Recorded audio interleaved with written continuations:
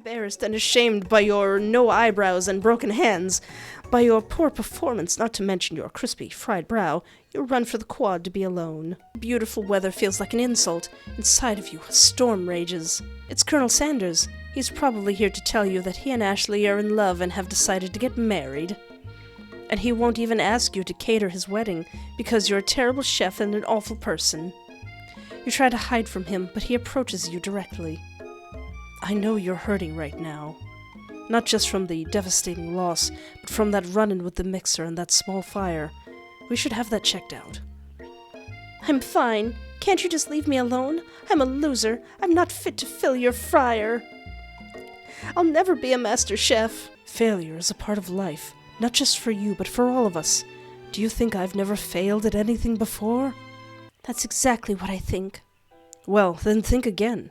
I wasn't always the man you see before you, enrolled in culinary school, incredibly handsome, successful and motivated. Well, handsome, sure, I was born that way, but I've walked other paths, and arrived at dead ends. I was passionate about justice, but I failed as a lawyer. I was passionate about livestock, but even I failed as a mule herder. That one was especially humiliating. Mules can be so cruel. I lost my business partner to a gunfight. And I lost my innocence when I picked up a firearm and pulled a bullet in my rival. He survived. For a while, anyhow. I wonder, is that canon? Is that canon? I didn't know. People see my delicate ribbon tie and my well-kept beard and assume that I've got it all together, which is true now, but it hasn't always been. Sounds like this guy could really use a hug. I resolved then that I was going to amount to something. No amount of hours, labor, or money would deter me from giving the best I had to give. As Colonel Sanders changes focus, you can see something ignite inside of him, a burning passion. One has to remember that every failure can be a stepping stone to something better. My new dream is pure, it's honest, it's something that a humble man in a crisp white suit could be proud of. I will create a new chain of chicken restaurants that will bring joy to the entire world and make up for my past misleads and be really, really, really popular in Japan. Just as your moment grows intimate, you're interrupted by a threatening, shadowy presence. Battle-scarred from the night before, you prepare for the worst. It's the Spork monster! Borko? It is I know I said I wouldn't be back, and after the whole fight to the diff thing, maybe you don't really want to see me anymore, but I just wanted to say that I was wrong to attack you, and I apologize. I know what it's like having to always look over your shoulder. Monster problems, am I right? Aw, thanks, Borko. I'm glad there are no hard feelings. Getting jumped by a giant creature in the dark of night can really rile a person up. I also want to apologize for the way I switched right into attack mode. I know that you're strong, and cooking school could put a person under a lot of stress. I actually used to go to this school. I wasn't always a Spork monster, you see. I don't believe it. You were a human once? Well, no, I was a golden retriever, but I was still a student, until one day some meankins with a magic spellbook cast a dark enchantment on me, and I was forever transformed. A magic spellbook? Precisely. I had procured a copy for myself, but somewhere along the way I've lost it. If you find such a book, I beg of you, respect it. You're a powerful chef, and shouldn't rely on such dark and evil magic. No, you should be protecting the innocent from those who would cheat them through sorcery and guile. If you need me, don't fear. I will be there. It sounds like there are some bad cooks in the kitchen of life. Espoir, together, I am sure we can defeat them. Come back to my hideaway and we can discuss this. A personal invite? You can't imagine what Colonel Sanders' home must be like, but it sounds like you're about to find out. I need to pause here. I need to eat something. Stepping inside Sanders' home, surrounded by his things, you start to feel a special bond with him. It looks like you live an exciting life, Colonel Sanders. Every day can be an adventure if you approach it with the right attitude. He's right there. Long ago, I made the decision to never stop searching, never stop working, never stop imagining. Have you been working on any new recipes of your own lately? I'm always excited to talk about food with another ambitious chef. Well, there is something. It's just a side dish that I've been tinkering with, trying to find the right balance of flavors and textures. I'm not sure if I've nailed it yet, but I'm close. Is it macaroni and cheese? Or maybe it's coleslaw?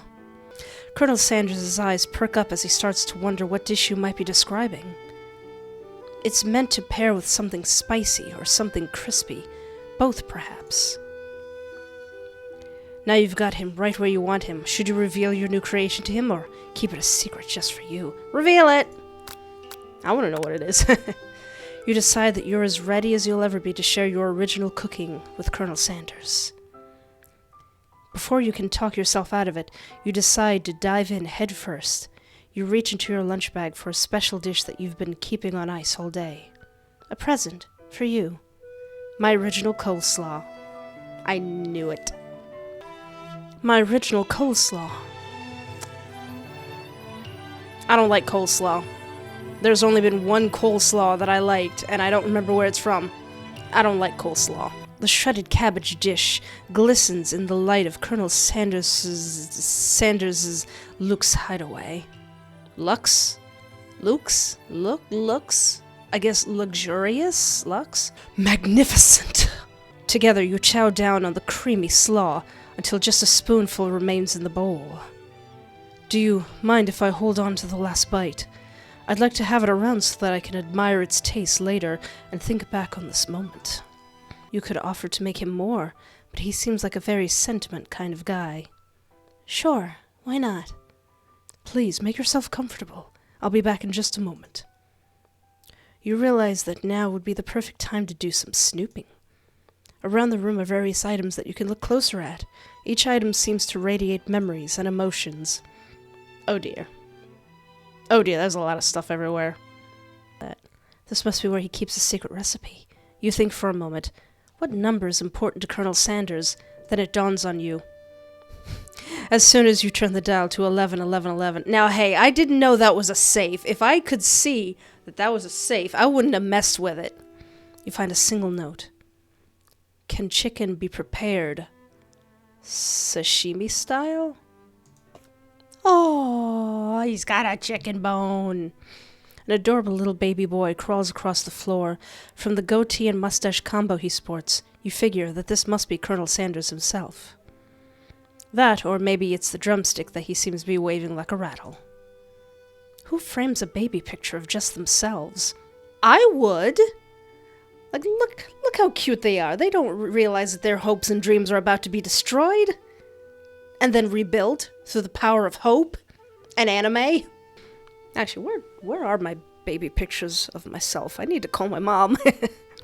Probably the same type of person who would make their own face the logo of a company they founded, am I right? You gaze out the window across the vast lake and mountain range beyond. Just then, the ghost of student pops up. Are you thinking about heading out into the world on a quest to avenge my death? Wait, what? I've never even learnt your name. Why would I avenge you? I could just tell you my name right now. It's... Can't you see I'm in the middle of something?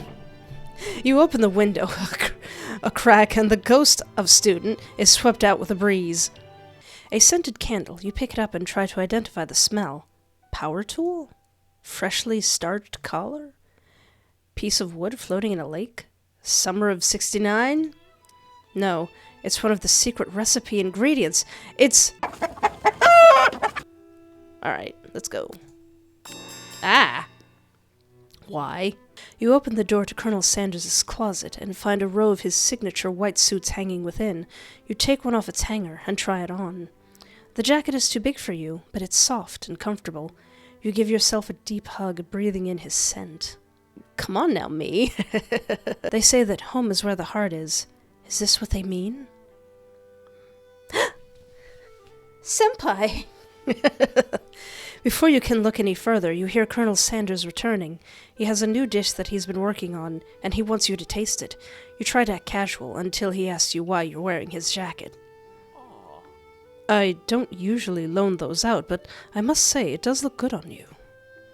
Oh crap, the jacket! You forgot to take it off. You tell him you're cold. You decide that this is now your moment to make a big move. You fess up and tell the truth. Truth can't hurt. You confess. I think I've developed feelings for you. I might be developing feelings for you too, but I'm concerned.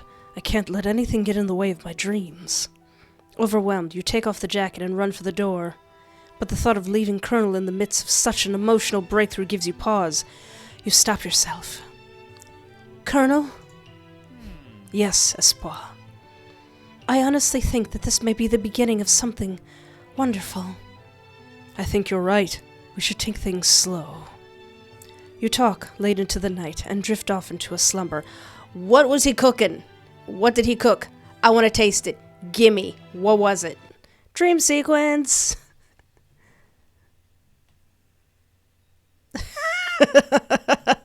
You awake to a beautiful morning in Colonel Sanders' hideaway. Did you make the right decision on how to respond to Colonel Sanders? Only time will truly tell.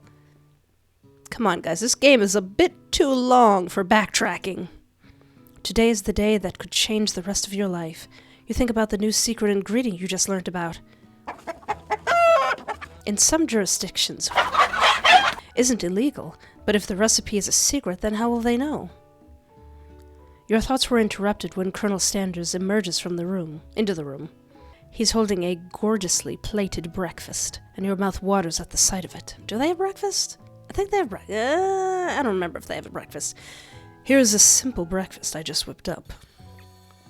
It's meticulous. You taste Colonel Sanders' food, and it takes you on a journey. When you return, he's waiting to ask you an important question.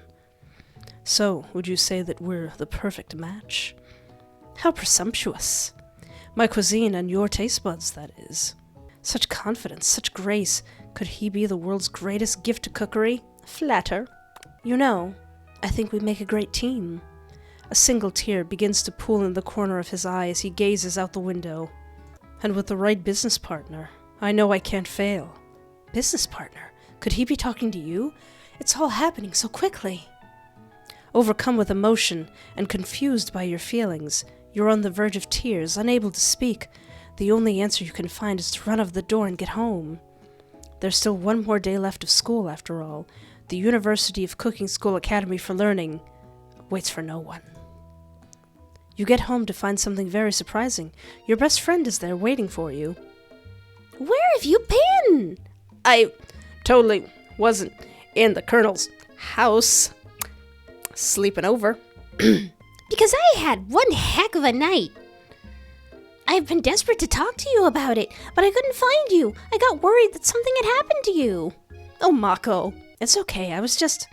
But now that it turns out you're fine, I can finally get you up to speed on the saga of Miriam. Sure, but...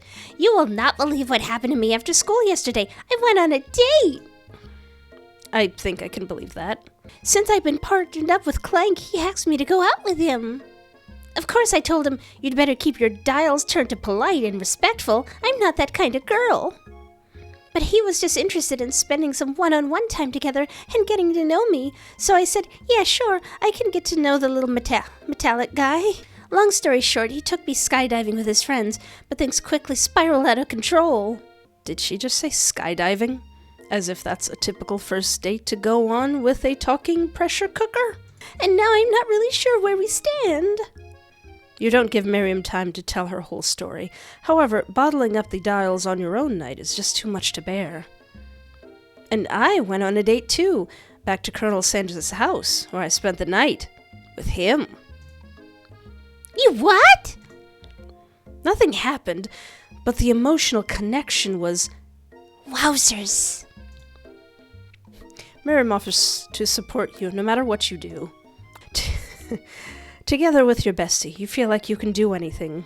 When you arrive at school, you encounter your rivals in the quad. You can tell from a distance that they're picking on Pop, though he himself might not quite grasp that fact. Because, you know, he's Pop. What's a swirly? It sounds delicious. Oh, it's great. I'll order you one up right away. I'll have my swirly with Sprinkles, please. Sprinkles is a dog. And a treat. You can get your swirly dipped too. Damn, boy, he's sick! Why don't you pick on someone your own size? Like me. Actually, no, please don't pick on me. Please don't, no. Because I'm literally the biggest person at this school. There is that horse that Colonel Sanders rides to school, but who would want to dare pick on such a gentle and beautiful creature? You've got some nerve, Espoir, suggesting I pick on a defenseless horse. No, that horse ain't defenseless. Now you're twisting my words, and I won't have it. You clench your fists, but the injury from yesterday's mixer accident makes you wince with pain. Doesn't look like you can go on cooking like that. Might as well just give up. I'll never give up. Ever. Colonel Sanders arrives just as it appears things are close to a boiling over. A naturally intuitive person, he senses that something has been going on. Is everyone excited for the final day of school? Espoir, how's that hand feeling? I'm sure you will be back in fighting form by this afternoon. Aren't you concerned about my hands, Colonel? Yesterday I almost broke a nail winning so hard. Technically, I don't believe a winner was decided, but your presentation was quite impressive. What is he doing complimenting her? I wouldn't really call that a compliment. But what about the flavor of my delicate, warm, gooey chocolate sauce? It was clear that you're passionate about how your food is received. That's a lot of words to say it was bland. Excuse me, Espoir.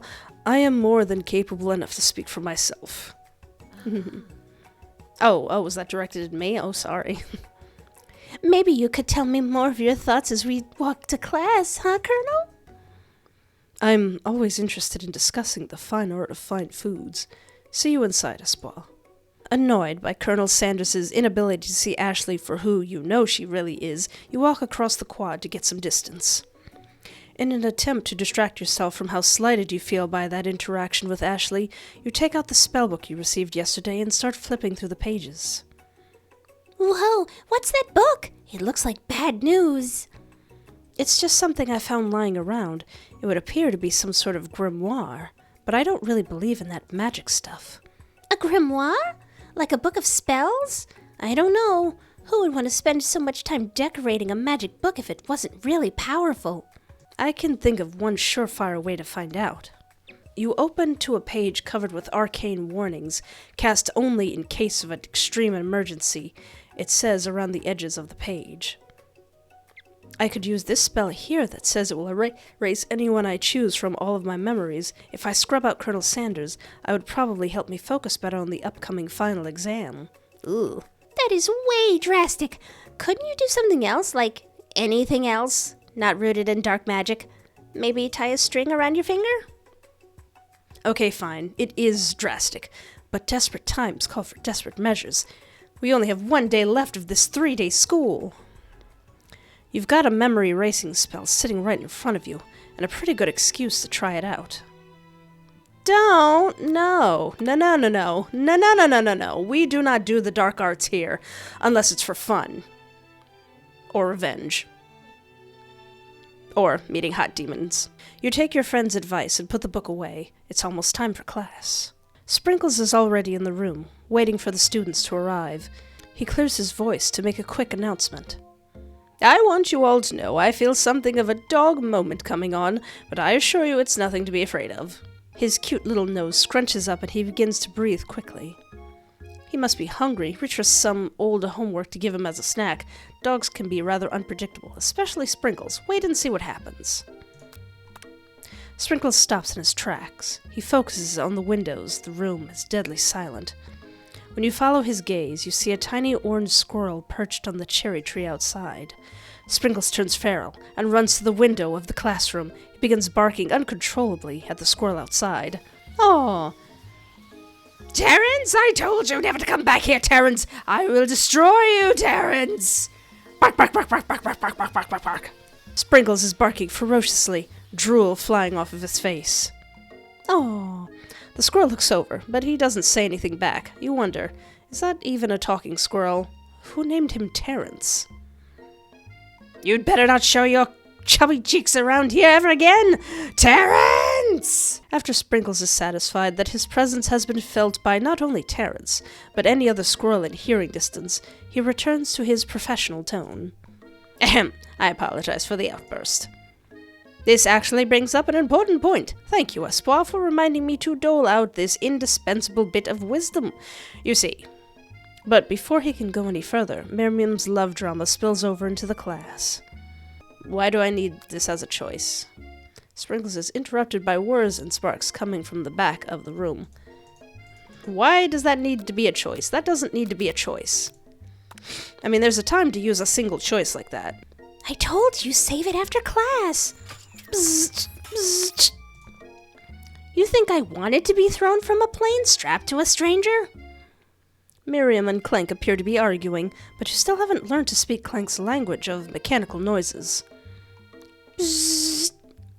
But no, you had to show off to your cool kid friends, Jeff and Joan, J&J forever. Watch us form a triangle in midair as we descend. Triangles are the strongest shape, don't you know? Bzz, bzz. Yeah, well, that doesn't make it a great date. Beep. Then take Jeff and Joan with you. You can all hold hands as you pedal down the mountain, or off a cliff for all I care. Aw, sad beep. Beep. Clank begins to shudder. Steam pours out of the gapes in his panels, and then a loud ding stops him in his tracks. Aww. Beeps! No amount of seasoning is gonna make me want to eat that Clank. Oh, is that a fried shoe? Clank burps out a completely deep-fried sneaker. Considering that he himself has wheels, not feet, it's not entirely clear where it came from. Ugh. In terms of deep friend footwear, I guess it looks okay. Clank slowly rolls out of the room to be alone with his shoe. Everyone tries to pretend like they didn't see that entire thing go down. Nothing like a loud public breakup to cast a pale... Pall? To cast a pall? Pall? Editor me. What does pall mean? P-A-L-L? Oh, okay. Thank you. Over the final day of school. Well, that was unfortunate. But we mustn't be distracted from what lies ahead, the final competition showdown challenge exam. I'm still working on the title, but I think you get it. Test time approaches. See you all in the arena. But we didn't learn nothing. But before you can think about your upcoming competition, there's a very beautiful soul nearby in need of a pep talk. Hey, Miriam, are you okay? Okay, I'm so mad I could smash a tiny mug spilling several droplets of hot cocoa all over the floor. How could he embarrass me in class like that in front of everyone? Her tiny cocoa is a delicious treasure, so you know that this breakup is no joke, even if the source of her frustration is just a silly boy. Tiny, tiny cup. I know that you know this, but I'm gonna say it out loud. You don't need anyone. Me and you, we're gonna cruise through this final test and hit the carpool lane to Success City. Miriam brightens up, imagining the wind rushing through her short bangs, but she hesitates to embrace the feeling all the way. You're not gonna saddle up on Colonel Sanders' stallion and ride off into the sunset without me? Oh, of course not. Well, maybe, sort of, but I'm sure there's a pony out there with your name on it, and a ranch big enough for both of us, and whoever else we might bring along.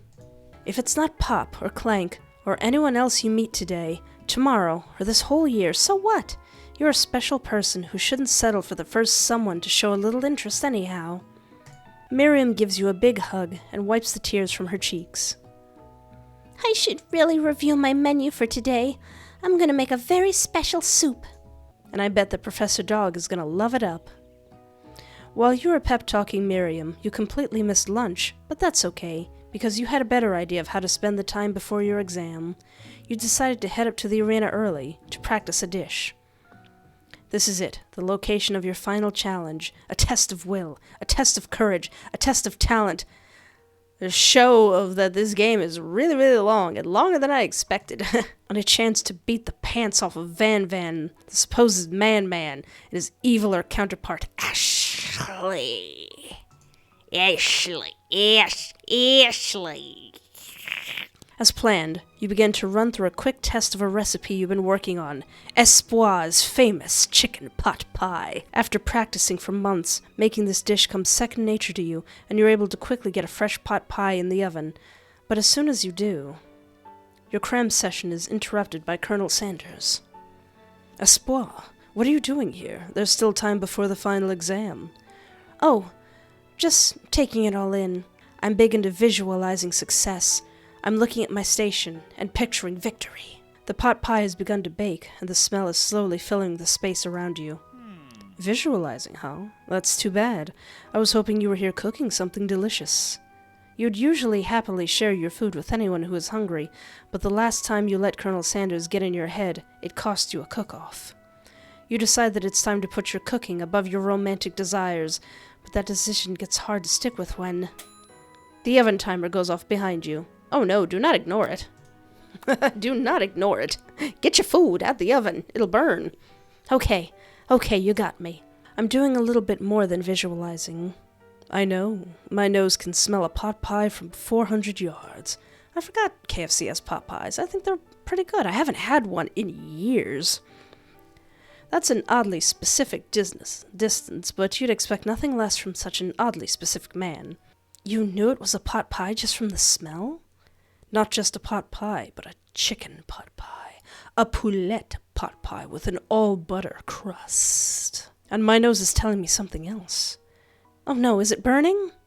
No, I can smell that it was made with a heaping helping of TLC. But it'll probably start burning any second if you don't pull it out. The moment of truth. Ooh. Oh wait, yeah, now I remember. I have had one, and I did not like the pot pies, but I could try them again. Wow. It's the best pot pie I've ever tasted. I've always loved country cooking, and I could eat this all day. There's no time left. The final showdown is about to begin. Sprinkles lays down the ground rules, and also lays down like a cute little pupper. There are no rules. That is, except to cook with everything you've got. You step up for the cook-off of a lifetime. This better not be flippin' timed or anything. You decide that mac and cheese plus the pot pie you've been practicing are just the dishes that'll push you over the edge to victory. Meanwhile, both Van and Ashley are prepping wildly elaborate dishes per their usual over-the-top selves. Miriam has her giant magnifying glass and several sets of tweezers. She's definitely prepared to go big, going small. Aww.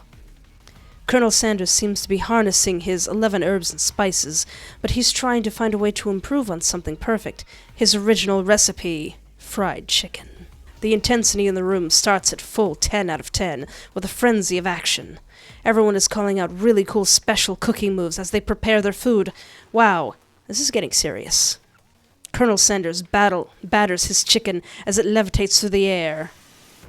Egg wash! Miriam furiously injects ingredients into an itty-bitty pot of broth. Best friend Baster Blaster! Van flexes his pectorals as he chops a sea urchin. Let's rock and roid. Ashley scoops her pastries off the tray with lightning speed. Shallow personality spatula. Even Clank gets into it. 5-dial pressure point chicken cooking technique. Wait, when did Clank learn to speak English? It's the singularity, as was foretold. We mustn't let it happen, or the appliance uprising will take us all. Don't you hurt that boy. Don't you use that knife on that boy. There's a little heart. There's a little heart chain on her knife. Don't you hurt that boy. No! Van quickly unplugs Clank and rolls him out of the back door of the arena. As you frankly prepare your dish, you notice Ashley has her spellbook out. Is she going to use some dark magic to turn the tide? You've got a book of your own, and you're desperate not to see her win another battle. Should you take this opportunity to fight magic with magic, even if it's almost certainly evil magic? No! Do it the hard way. Have we learnt nothing? Who needs magic when you've got passion? I'm going to do it the hard way. Colonel Sanders sees that you've chosen to win on your own terms, and he gives you a subtle wink from across the room. I believe in you, Espoir. Miriam notices too. And I've always believed in you, Espoir, since we were little kids, because I'm your best friend ever. You turn to notice that Miriam's at your station, cheering for you. Miriam, what about your dish? If you're here cheering, who's cooking? Tiny food, short cook time. I'm actually already done, so I thought I'd help you. Oh, that's sweet, but... Miriam tosses a handful of spices directly into your boiling noodles. It's the secret ingredient. However, she doesn't know that you lied and the ingredient was made up. And where in the world did she get an eye of note from? Thank you for your help, my dearest little friend, my cute, adorable little friend. I'm going to kill you now. You're going to die.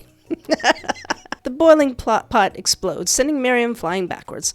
The watery noodles begin to swirl in the air, bubbling up in the into a dark cloud that thickens and congeals before your very eyes. It is I, Steve, the Spork monster. I thought your name was Borko. Yeah, Steve. Wait, what happened to Borko? You're not here to battle me, are you? We Spork monsters are many. I think Borko had the day off, but you have conjured Steve. And I hate battle, so I'd say you're doing pretty alright. Oh, hey, you're in the middle of a cooking competition. I love this stuff. It's better than TV. You crazy kids and your culinary skills really impress me. Mind if I hang out? I'm sorry, Steve, but I'm kind of in the middle of something. Do you mind? Steve the Spork monster notices that you've got the grimoire stashed beneath your cooking station. I see what you're up to. Crisscrossed some magical items and accidentally summoned me, huh? Yeah, you guessed it. Sorta. If you're here, would you mind tossing some fresh noodles into a pot of salted water? I'd love to. I've always wanted to be a top chef. Actually, you know, when I was just a little Spork pup back in the old country. You can feel the Spork monster winding up to tell a very long story.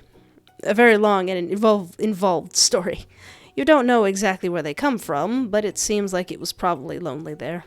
Actually, you know what? Maybe you should watch from the stands. I really need to focus on this competition. I understand. It's kind of like that time in monster school that I had fallen asleep during scare tactics class, and when I woke up... You toss a serious stare at Steve, and he takes the hint. Come on, Steve, come on now. Never mind, I'll tell you later. Good luck. You summon extra power from deep within yourself. I can do this. I have what it takes. I came here to win. Your hair turns mac and cheese orange as culinary energy flows through your body. My heart is pure, my hands are steady, my taste buds have been preparing their entire lives for... Yes, Espoir, you are the chosen one. You will avenge me. The power you'd been summoning immediately fades back out. You interrupted my inspiring monologue. Sorry.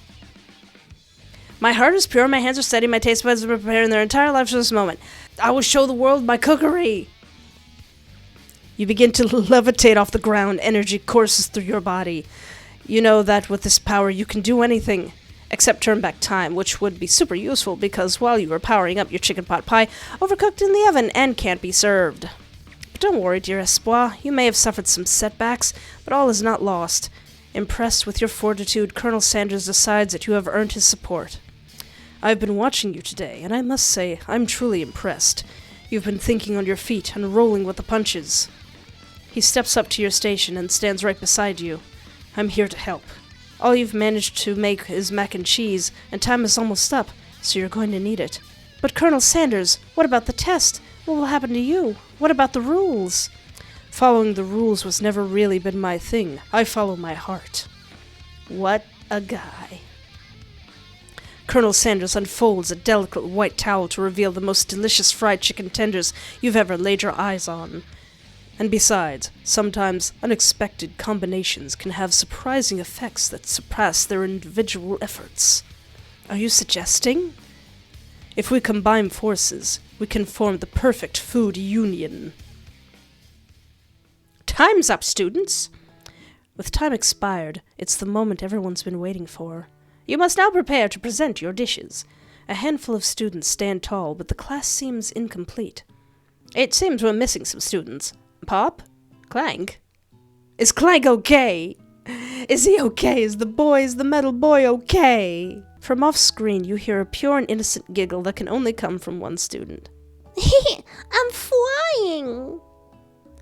It sounds like it's coming from the broom closet over there. Oh dear. Miriam, would you mind? Inside of the closet, you see Pop hanging on the broom hook by the elastic of his underpants. Pop, get down from there right now. Aw. Let me guess, did Van have something to do with this? When someone asks for a wedgie, who am I to refuse? I thought a wedgie was a salad. Aw. It looks like Pop is eliminated from the challenge, seeing how he didn't cook anything. I can't feel my legs. May I be excused? Sure. You kids and your pranks. I must say, it's not the worst prank in UCSAL history, but it's not exactly yearbook material. Wait a second. Pranks. Clank. Where did that pressure cooker roll off to? You wait to hear his signature whir, beep, or other onomatopoeia, but there's none. Is he okay? Is the boy okay? Somehow he must have gotten unplugged. I guess we'll have to figure that out later. That leaves only 4 remaining students. Please collect your final projects. What about the ghost boy? Yes, it has been a long semester. 3 grueling days. And this game is a lot longer than I expected. What the heck? I thought this was going to be like 20 minutes long. I think I've been here like a flippin' hour. Wow, 3 whole days long. But after days of hard work, the time has come for me to eat. Miriam, please step forward. Now describe your dish. I've made tender udon noodles in a savory soup. Oh, it's a oh my gosh. One thing you gotta know about me. I love tiny things. Tiny dollhouse things are my weakness. Oh, the tiny little tea bag. My word, it's so delicate. Is that a teeny tiny Naruto Maki? I spy afloat in this itsy bitsy bowl. Yes, Chef. Please, call me Sprinkles. Chef is my father's name. Yes, Sprinkles, and some green tea made from baby tea leaves that I picked myself. Sprinkles carefully sniffs around the dish before opening his mouth and letting just the tip of his pink tongue dip into the bowl. Sublime! Would anyone else like a taste? Oh, come on. I'm not one of those dogs who doesn't floss. I even have a really cute electric toothbrush for dogs. Fine, I'll enjoy it all by myself. And in a flash, the entire meal has been devoured. Not that it took much. It was less than a thimble's worth of soup. A+. Rarely do I taste a dish with this much love poured into it as yours. Miriam is overjoyed. She gives you a huge hug. Oh, thank you, Espoir, for helping me believe in myself. Van, you're up. Now describe your dish. I've made. Hey, isn't that poisonous? That looks really cool, but isn't that poisonous? Uni over smooth egg custard in an axe-hewn urchin shell topped with caviar. Did you skewer one of the urchins with spikes from a second, different colored type of urchin? Yes, Sprinkles. A bit much, don't you think? That's exactly why I did it. A bit much is my kind of brand. Doesn't it look cool? Sprinkles leaves in to sniff the uni, but he can't get his nose close enough on account of all the spikes. He begins to paw at it erratically, causing the custard to slosh around. Aww. Please be gentle with my cuisine. Aww, just pawing at it. Aww. Finally, Sprinkles goes all in, tongue first, but he can't get past all the needles. He reels back as his tongue is poked and prodded. Aww. Ouch! My tongue! The professor appears to be having an allergic reaction to the sting. Aw, I can't eat this. It keeps sucking my tongue. Disqualified! A stunning turn of events. Who would have thought that serving food in a bowl made of needles could make it difficult to eat? Dejected, Van does not go gentle into the night. Disqualified? For glamour? Don't discount simplicity. This isn't the last you've heard of me. Van, the man. Before forcing us to endure his swollen tongue for another moment, Sprinkles graciously laps up a bowl of milk. Aw, Yeah, I didn't know how long I could talk like that. I know. Yeah, I'm a dog and I drink milk. Get over it. Sometimes it helps calm my agitated tongue. Next student. Ashley. It's time to step up. Now describe your dish. I made orange blossom Turkish delight in a light rosewater syrup topped with French meringue and connected by sugar glass. That looks adorable. That looks nice. I'd pay $200 for that, except I wouldn't, because I'm Baroque. That doesn't actually sound too bad. Indeed, it's quite delightful. However, I'd ask that you please refrain from eating it or attempting to taste it in any way. It's very fragile and meant to be a display piece. Don't eat the food at a cooking school? Got toast in your ears or something? Espoir! I told you, it's a display piece. I mean, it does look very nice. Ashley, I must say it is beautiful. However, this is a cooking competition at a cooking school. Yeah, which is why I cooked it. And did an extremely good job cooking it, too. I didn't realize that we were having an eating exam. If I wanted to be judged on eating, I'd go to the College of Eating, School for the Hungry. I suppose you could smell it if you absolutely insisted, but don't breathe too hard. You might disrupt the sugar spiral. If the food cannot be eaten, it cannot be judged. You are disqualified! Rage overtakes Ashley as she finally cannot keep her two-faced routine up. You wouldn't know high-end cuisine if it cooked you! And with that, Ashley storms off to rededicate herself to being the best, but this time without being shackled by trying to be fake nice and liked by everyone. This isn't the last you've heard of me, either. If this class gets much smaller, I'll be teaching myself. You and Colonel Sanders, the final cooks, step up together.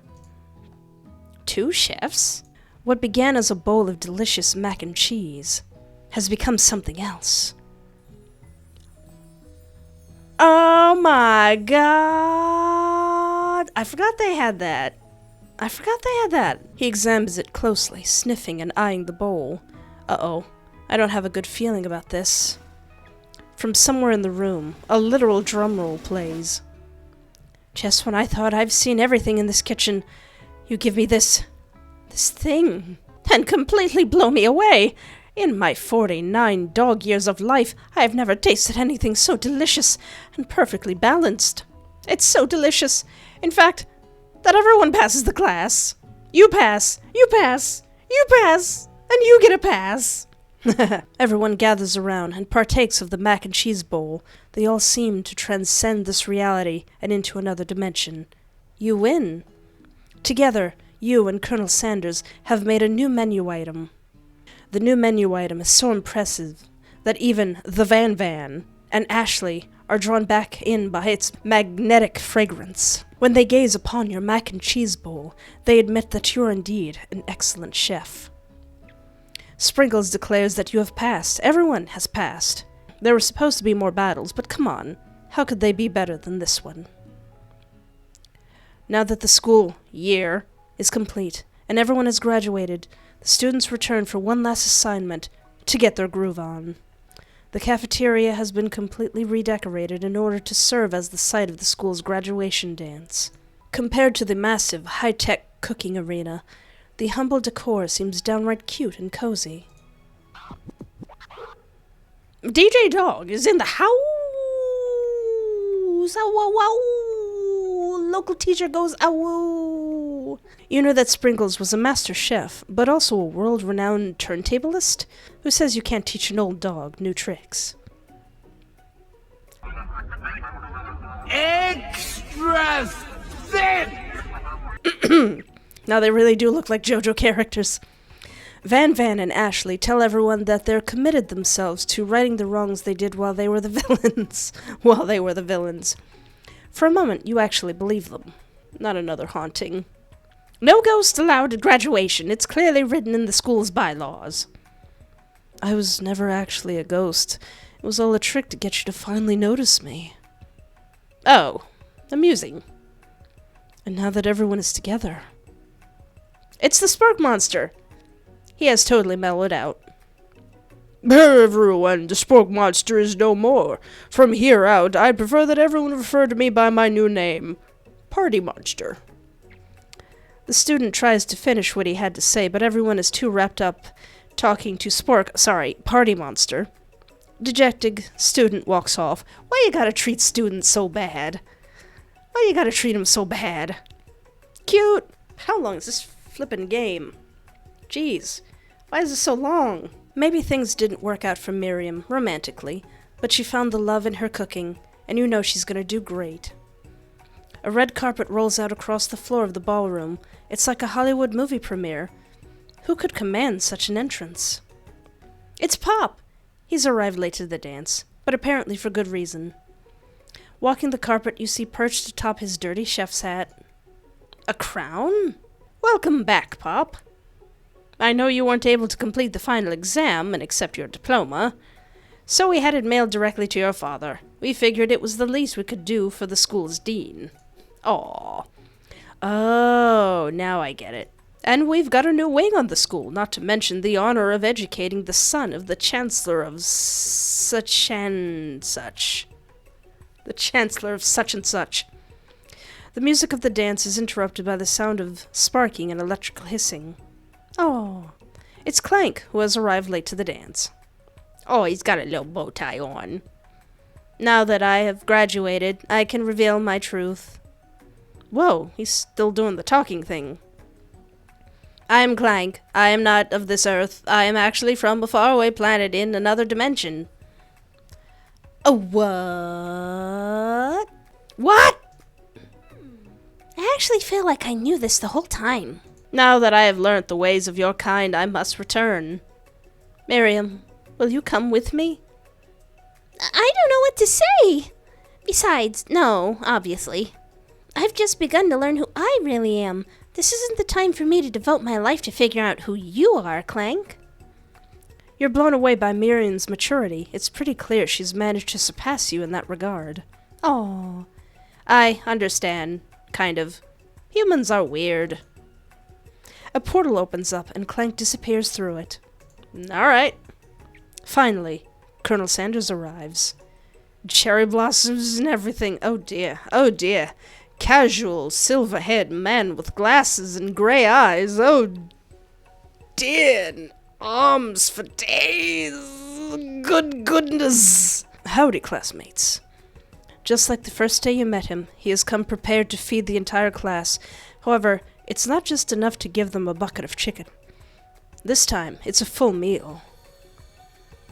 I didn't get to be the most famous chicken man in the history of chicken and man by not reminding people to go out and buy my chicken. Yeah, he's right. The end? Hopefully. No, it's not the end. It's not. As everyone feasts on their delicious chicken dinner, Colonel Sanders finds you sitting at the edge of the dance floor. Colonel Sanders. Yes, Espoir. I couldn't help but wonder. Was our final exam team-up purely an act of strategy, carried out by two cunning chefs, or was it something more? I'm afraid I can't answer that question directly. Instead, I'd like to ask you a question of my own. May I have this do-si-do? Colonel Sanders extends his hand to you, and you feel a surge of energy jump off the tips of his fingers. His hand, the hand of a master chef, so dedicated to the craft of fine cookery, so tender yet refined, so milky smooth, fingers like finely battered drumsticks, turned into flour, soaked in buttermilk, and dusted with exotic spices. Stop. Stop. But they did not reach for tongs, a knife, or even a spork. Tonight they reach for you. And though our feet may tire of dancing, I believe that this is just the beginning of our steps together. Colonel Sanders, will you not only join me on the dance floor, but in the kitchen, as my co-chef and partner, in both business and in life? You gasp. Could it be? Is he really saying, me and you, together? Ever since I met you, my dream has changed. It's not enough to simply open the world's greatest chain of fried chicken restaurants. No, even then my life would be incomplete without you by my side. What do you say, partner? I say, I love you, Colonel Sanders. Title drop. The for real end? Wow, that was a life-changing 3 days. Overwhelmed by everything that just happened between you and Colonel Sanders, you step outside to get some air. The quad is dark and quiet. Too quiet. You start to smell something salty, potatoey, gravy-y. Just then, the Spork monster appears. Hiya, Spork. You had some pretty sweet dance moves back there. Why, thank you. You weren't too shabby yourself. That moonwalk you did was pretty cool, and I don't really know how you did that with Spork legs. Oh, you noticed? I'm so embarrassed. No. Anyways, I had something to ask you. You see, life as a potato-like creature is difficult. I have no place to call home other than people's nightmares. Oh, I had no idea. I was wondering if I might be able to go home with you permanently. I'll run out and get the paper in the morning and everything. What do you say? Why are we still here? Just to suffer? Yep, come on. Everybody's welcome. Colonel, this is our new boy. We're adopting him. He's my baby boy now. My hero, I will forever be in your debt. The end. Seriously, though. It really is, this time. I slightly don't believe you. What? This has all been an advertisement this entire time? These are the people responsible. Why is this so good? Why? Well, that was I Love You, Colonel Sanders. Hold on. That's not the full title. Hold on. I Love You, Colonel Sanders. A finger-licking good dating simulator. That's the full title. I did not expect it to be that long or that actually pretty solid. It had the right amount of seriousness and comedy, and also making me extremely hungry.